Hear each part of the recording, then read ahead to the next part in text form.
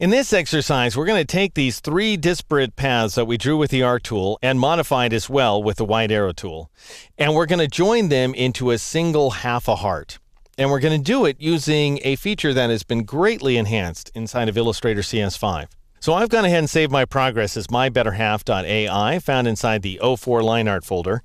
I'm going to press Control semicolon or Command semicolon on the Mac to hide the guidelines because they're getting in my face right now. I want a clearer look at my heart. And I'm going to go ahead and switch to the selection tool, the black arrow tool, and I'm going to drag this arc away from the others so that you can see that we have three independent paths at this point. What I really want is a continuous path because otherwise it won't stroke correctly, we won't be able to fill it correctly, and so on. So I'll press Control Z, Command Z on the Mac to undo that modification. Now, in the old days, that is Illustrator CS4 and earlier, you used to be able to join paths by going to the white arrow tool, and then you had to marquee around two anchor points like so, and then you would either choose the join command, which we'll see in a moment, or you would go up here to the control panel and you would click on connect selected endpoints, which you can still do. However, it's a fair amount of work because you have to do it for each pair of points. What we can do now, using the black arrow tool, you can just go ahead and marquee around the various paths that you want to select. And notice I just drew a partial marquee. I'm not trying to enclose every bit of each and every path. I'm just trying to get parts of each path. And that selects all three paths, as you can see. And now you can go up to the object menu, choose path, and choose join. This command used to require two selected endpoints. Otherwise, it would absolutely complain up a storm. You would not believe it. Such a pain in the neck this command has been for the last 23 years. Now, if you choose a command to press Control J, Command J on a Mac, it just works. Now, it didn't even bother to tell me it did anything, but it did do something. I'll go here to the direct selection tool.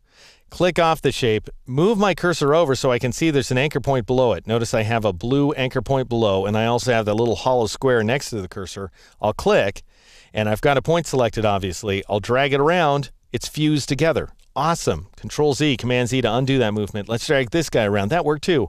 Incredible. Control Z, Command Z. So we have now just 1, 2, 3, 4 anchor points inside of one smooth, continuous fluid path.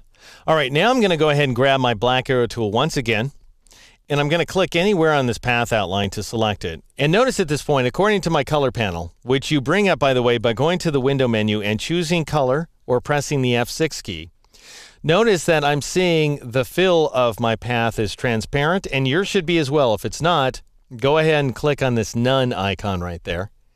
And your stroke, which you can get to by clicking on the stroke, is set to a K value of 100. Cyan, magenta, and yellow are all 0, meaning that it's a weak black. I don't care about that right now. We'll deal with rich versus weak blacks later. But for now, I know that I've got a black stroke, a transparent fill. I want to make that stroke thicker, and a stroke is the outline of the path, in case that's not evident. I'm going to change this stroke value right here by clicking this down pointing arrowhead, bringing up the pop-up menu, and choosing 10 point, like so, up in the control panel. And I get a nice thick stroke as you see here. Now what I want to do is flip this left half of the art in order to create a right half, and then join those two halves together, and we'll do exactly that in the very next exercise.